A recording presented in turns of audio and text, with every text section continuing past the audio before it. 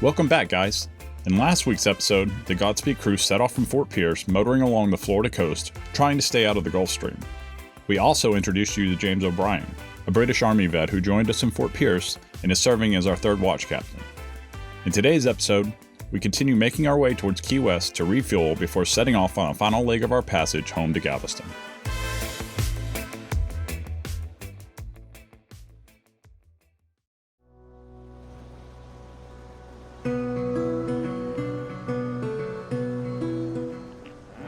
Morning, Shawn. What's our update today? Good morning. January 29th of the year 2025. Pulling along all the keys here, just east of Keys. We're pulling into Key West. We're going to get some backup fuel, diesel, at City Marina in Key West at the tip. We hope to pull in and pull out within the hour is what the captain's hoping. I actually have a first cousin, my mother's sister's daughter, Rhonda, coming to see us. She's going to bring some greasy burgers for y'all, a little announcement. So we're looking at maybe 3 p.m. give or take, obviously, when we pull in. But she's going to come up with hopefully some warm McDonald's, some greasy French fries and whatnot. Yeah. So yeah, in and out of there. I think we're at where you guys were doing our switch over. I did the 4 a.m. to 8 with Captain T, and holding the course at 265. Not a lot of wind, so we went to motor sailing right now.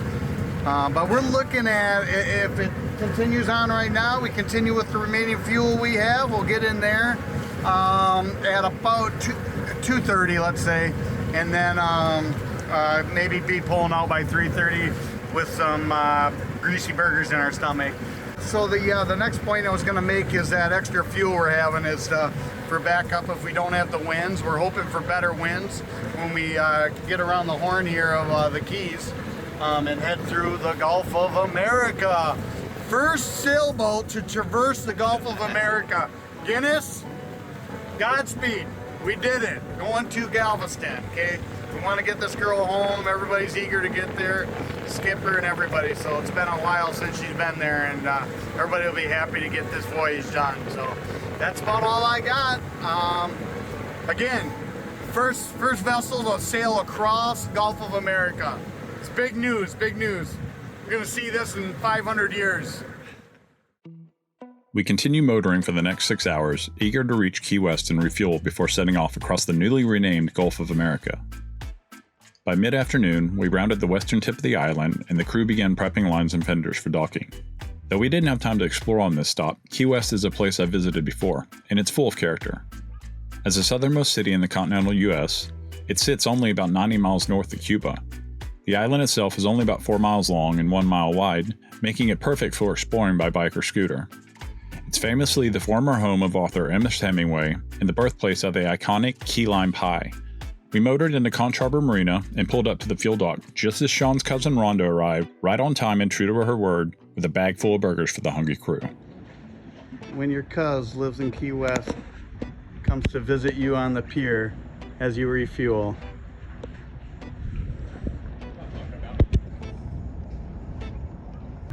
See ya, cuz. Bye, Rhonda. Next stop, Galveston.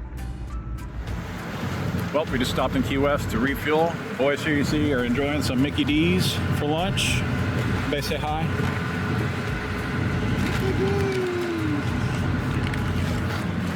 Shawn's cousin was here in Key West and was nice enough to bring us all some burgers while we were refueling, so we only stopped for about 15 minutes, which is nice. We're headed back out, about to cut across the Gulf of America. Key lime cheesecake. Looks right now it's going to be about 4 days. We'll see how the weather holds up, but we're eager to get home. With tanks topped off and bellies full, we said goodbye to Key West and got back underway, motoring once more in the absence of wind.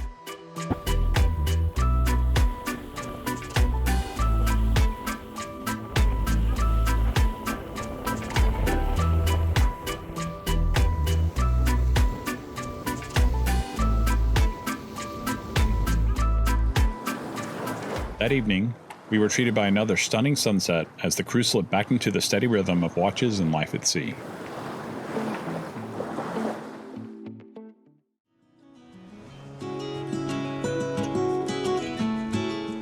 kicked off the next morning with a bit of excitement, reeling in a couple more fish just after sunrise. Taylor landed the first one as James and I stepped on the deck, and only a few minutes later, I caught my first fish. Neither were quite full size, but we decided to keep them anyways.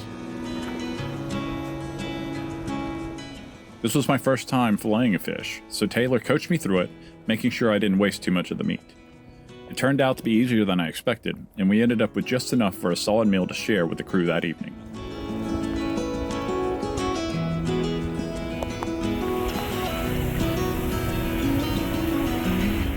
The next 2 days brought little wind, forcing us to rely heavily on the engine.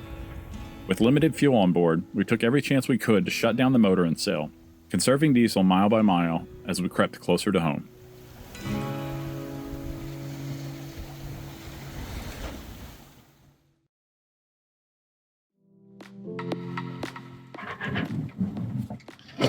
James, you want to give an update just so we have a record of what's going on here and what we're dealing with? Yeah, we are just bobbing around out here in the middle of the Gulf of America. We have very little wind. Kind of awkward waves, so we're just trying to get as much north and west as we can. Trying to keep the sails full. That's about it right now. See what we're dealing with here. We got about, 5 or 6 knots, if that. If that. And with the sea state, we can't keep that sail full. We got a pull. To pull the end of it, there's something messed up and it chafes through lines in about an hour. So we're kind of limited on our options here. So we just got to hope that the sea state improves maybe. We can hold a little better angle. If not, we may have to tack up back north to stay out of the Gulf Stream. But inching our way back to Texas. By the early afternoon, the wind had finally begun to fill back in, blowing a steady 8 to 10 knots. We relaunched the asymmetrical spinnaker and picked up speed, gliding through the water at around 6 knots. Unfortunately, we were settling along the north edge of the Gulf Stream, which was fighting against us, reducing our speed over ground to just about 3.5 to 4 knots. The Gulf Stream is hard to avoid in this part of the Gulf, as it is continuously shifting and on the move. We considered sailing north to escape it, but we didn't want to risk losing the wind that we had. The crew spent most of the day on deck, soaking up the warm weather and sharing stories. Then, that afternoon, we witnessed something truly extraordinary. A lone sperm whale surfaced beside Godspeed, slowly swimming past us as if to say hello. Yeah. Sperm whale sightings are incredibly rare in the Gulf of Mexico, especially this far north. It was an experience that none of us will soon forget. As we continued sailing that afternoon, I took a brief moment to catch up with Nate and hear about his experience aboard Godspeed over the past few weeks. All right, Nate. We've been let's see.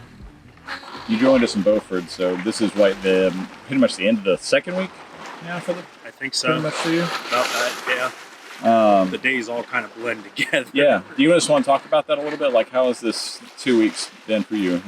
Sure.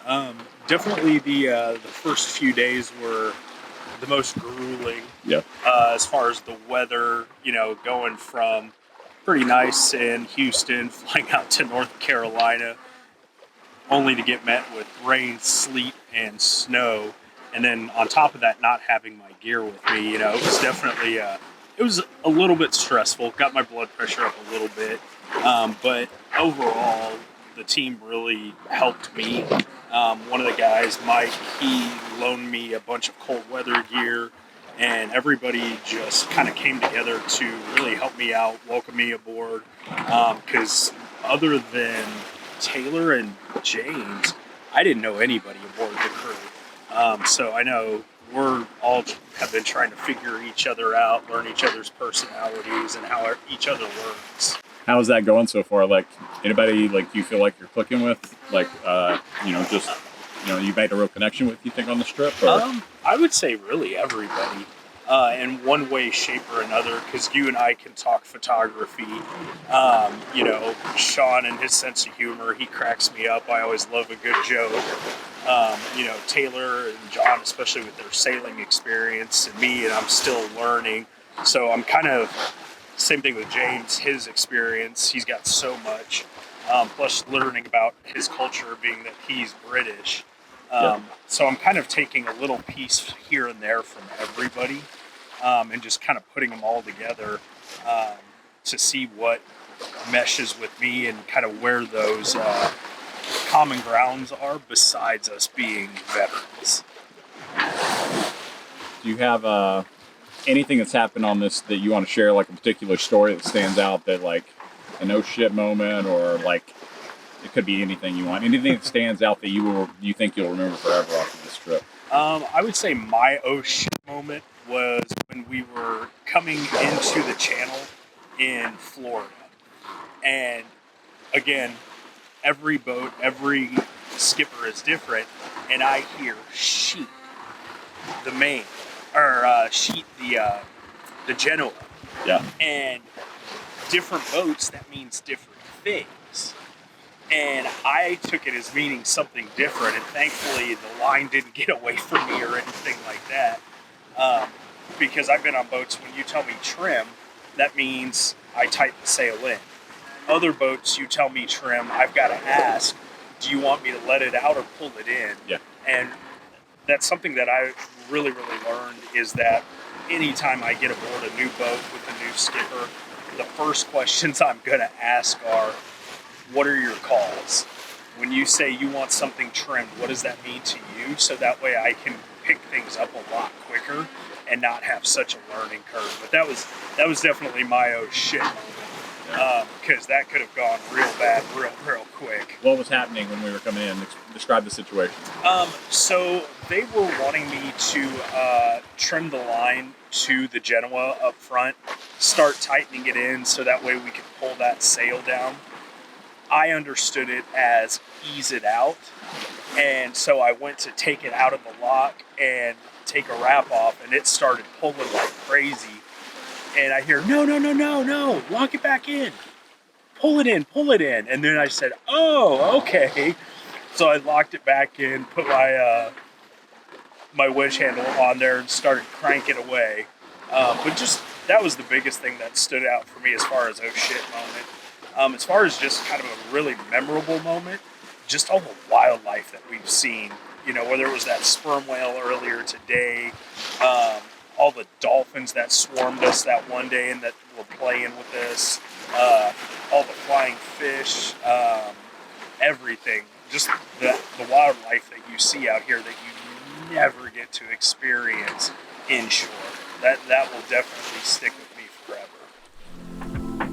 That afternoon, with Godspeed gliding gently downwind, we paused to celebrate James's 40th birthday, sharing cigars, stories, and a few well-earned laughs. Is this the way you imagine spending your 40th birthday this year? Absolutely, man. Just hanging out with the boys, bobbing around in the Gulf of America. Sorry, Buc-ee's. Yeah, that's it. 40 years old. 40 years old. In the old man's club. I'm gonna have to start coming up with some shit jokes. Yeah, Shawn's got a couple doozies, I'm sure.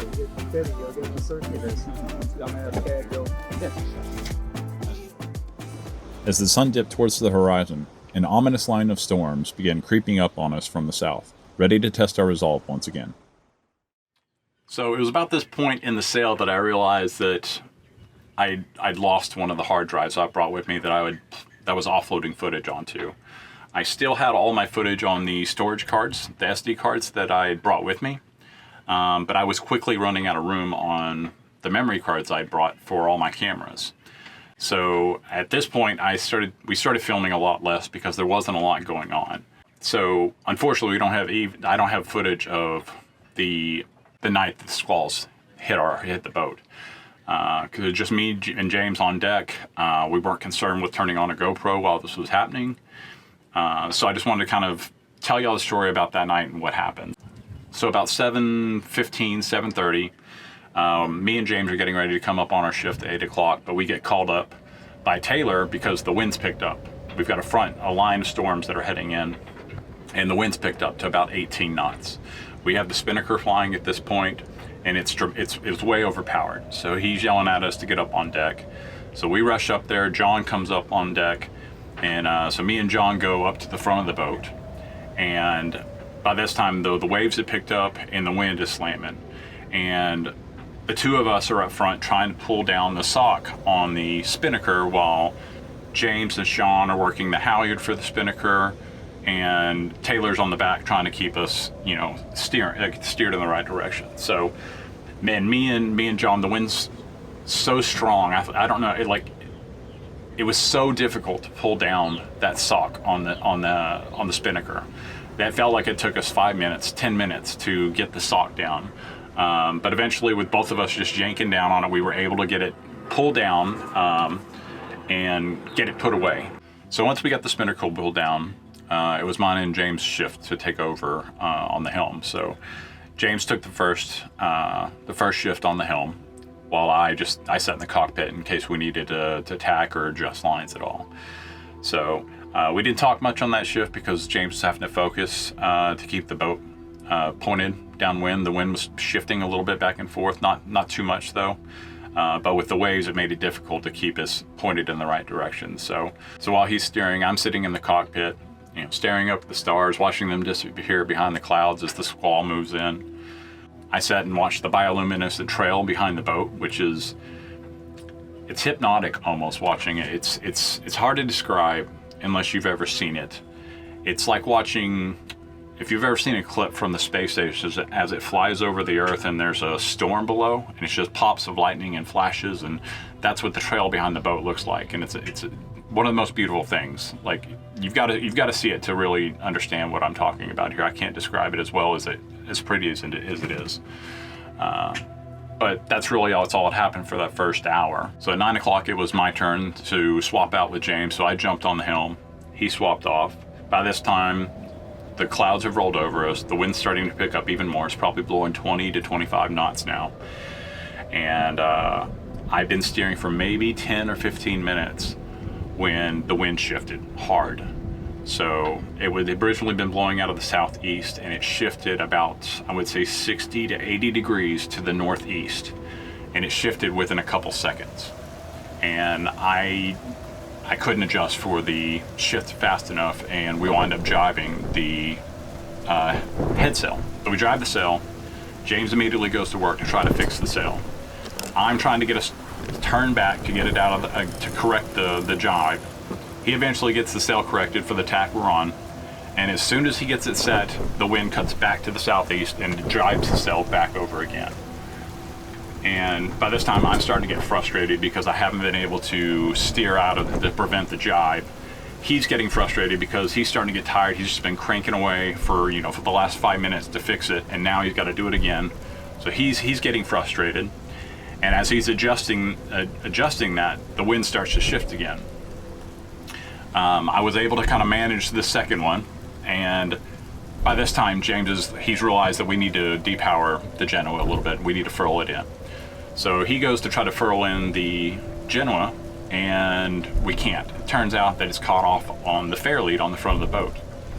By this time, Taylor and John are coming up because they can hear the commotion on deck of the sail jibing and everything else. So they come up, and John and James go up to the front of the boat, and they get it unhooked from the fairlead. In a couple minutes, we've got it furled in to about 30% or so on the Genoa. So they come back, and by this time, James wants to swap off because he thinks I'm jibing the boat across the wind purposely, or I'm not, that I'm doing it. So he gets on the wheel, gets on the helm. I get on, move forward to work the lines, and it wasn't just a minute or two after he took the helm, the wind shifted again, and we wound up jibing again. It was then he realized that it wasn't me, that it was just causing the jibe. It's just I hadn't been fast enough to adjust for it. So I wind up adjusting the sail again, and we wind up after that. Thankfully, it was our last jibe.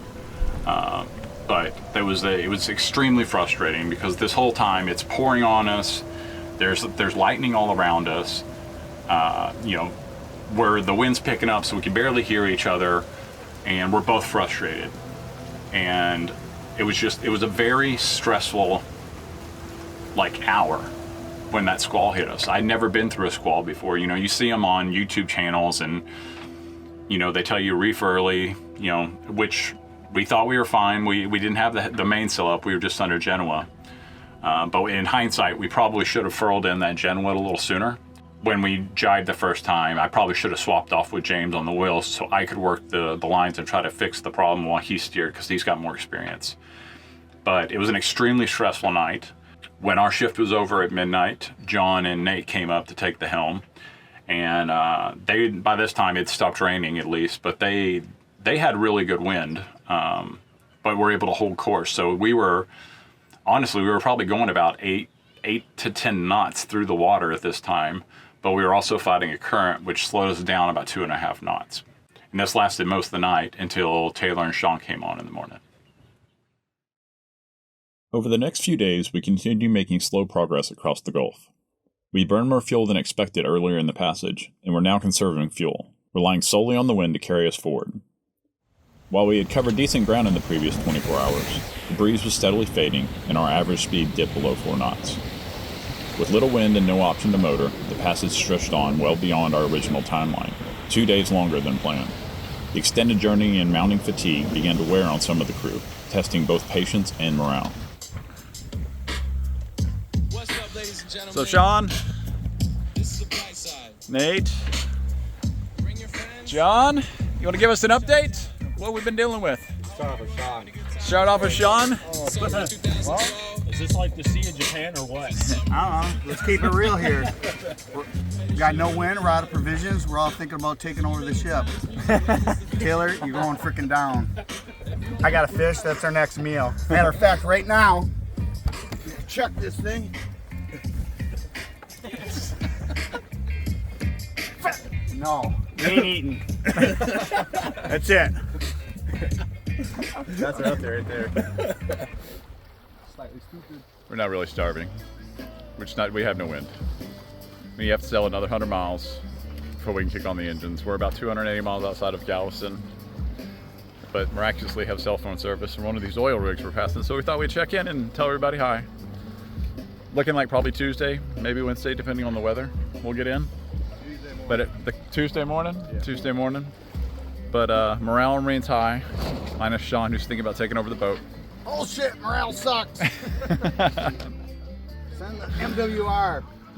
All right, we'll check in with you guys later. I'll show you guys how we cook on this boat. This is just one of the things. So for just about everything here, we've got a stove. It's a little dark in here. Should probably get a light, but stove, we warm up kettle. You see it's steaming right now. Come over here to the nav station. There's an LPG switch. That is for liquid propane gas. Turn off the stove. Come back. Turn the switch off. Got hot water now. Tonight on the menu, we've got some stir-fry rice with noodles, Korean spicy beef. We also have some dehydrated packs meals that we've been eating that are pretty good. This passage we had a lot of actually real food. We brought on some bacon. We had a lot of lunch meat, PB&Js, bread. We had some fruit. We had a lot of actually really good food on this passage, so it's been nice. So I'm gonna stir this up, let it warm up for a little while, and we'll see how good it is. This stretch of the Gulf is littered with oil rigs, some still active, others long abandoned. Navigating through them requires sharp eyes during night watches to avoid any chance of collision. Fortunately, the calm weather worked in our favor, making our passage through the maze of steel a little less daunting.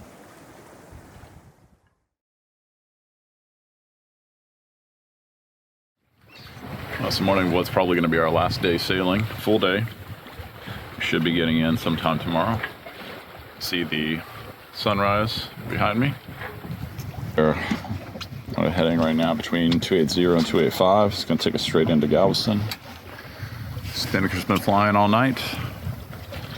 Be home soon. We spent another calm, though slow day sailing across the Gulf. That morning, a few dolphins cruised alongside our port bow for a while, keeping their distance but lifting our spirits. Later that afternoon, with the sun high and the wind light, we paused for a quick break, giving the crew a chance to cool off and rinse off in the brisk blue waters. 10. Brisk? Damn, it's brisk. Oh shit. Get up there, big boy, come on. You got this fucking water. No, My deck disappeared. Oh shit. Oh, you're recording this? Come on now. For posterity. Watch the profanities. Okay, good. I'm better now. Got a little numb. Oh, it's fucking refreshing. Are you going in, Nate? No, I'm good. I ain't freezing my ass off. Yeah, Feels fucking great, man. I'll go in. It's already running. how do I stop it? There you go. Like a champ. 7. Fucking. These aren't the reactions that's making it so good for me. What's that in the water? Right frickin' there. Right there. The fat Texan. Oh yeah, okay, it's just a Texan. He's heard that 5 million times. What you guys in there, dude? You call. Got a hand here. Oh yeah, step. That felt pretty good, I'm not gonna lie. Hell yeah, it does. For about a half a second, I was like, Oh, my draws. Did you get moon? worth it. That felt really good though. I feel fresh as a I don't want to daisy. stay in there for 2 minutes, but Draws went down to my knees. Turtled up. Woo! Woo! It's not warm. fuck it, if I don't do it, I'll regret it. Yeah, just do it, Yeah, man. you will.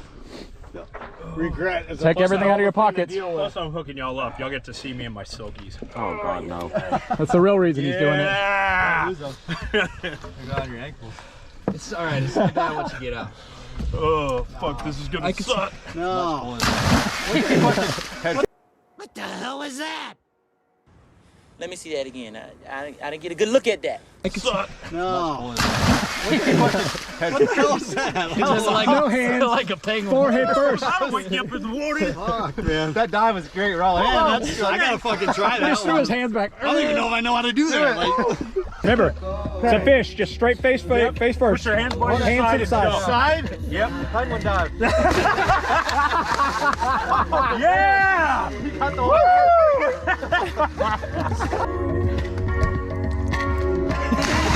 Why is it so? 10 out of 10. Gulf of America, baby.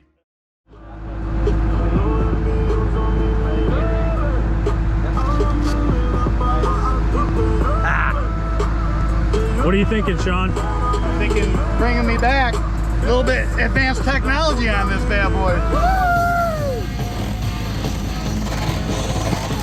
Gulf of America!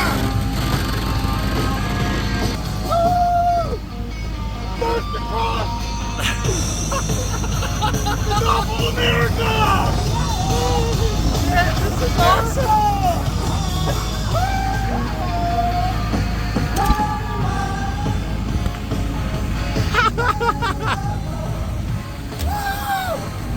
Gulf of America!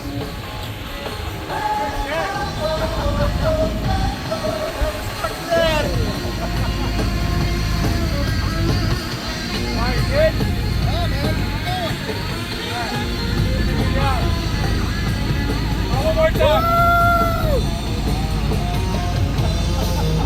Yeah! Gulf of America! Woo!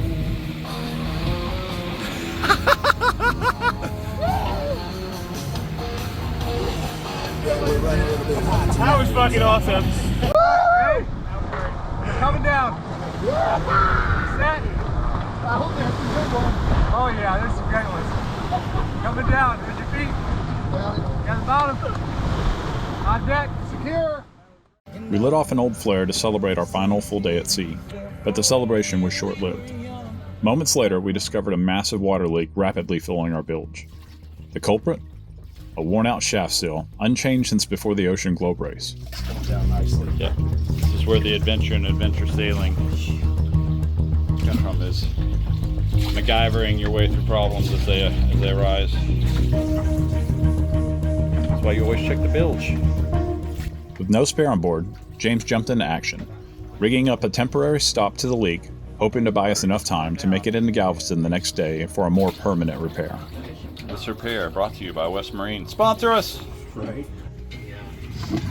Just had to do lots of motoring on this trip. Yeah. way in. So I think it was 6 knots. Isn't that true? Spinnaker wasn't flying in that? No. It's a really weird fucking angle. It's so weird that we were doing 5 knots and 2 knots true last night, and then this morning we were doing 2 knots boat speed and 6 knots true. I don't know if And it's the reading. spinnaker was limp. I don't feel any wind. That's why I'm thinking that's not reading right. Yep.